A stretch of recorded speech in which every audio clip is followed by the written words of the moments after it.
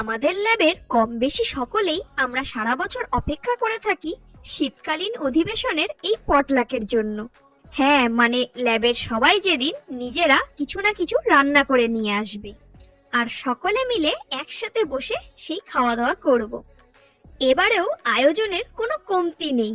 টেবিলে যখন সব সাজানো হলো, চোখ ছানা বড়া, কোনটা ছেড়ে কোনটা খাবো। সকলেই প্রায় 2-3 রকমের আইটেম পার হেড করে এনেছে, তো চলো এক নজরে দেখে নি কে কি আনলো।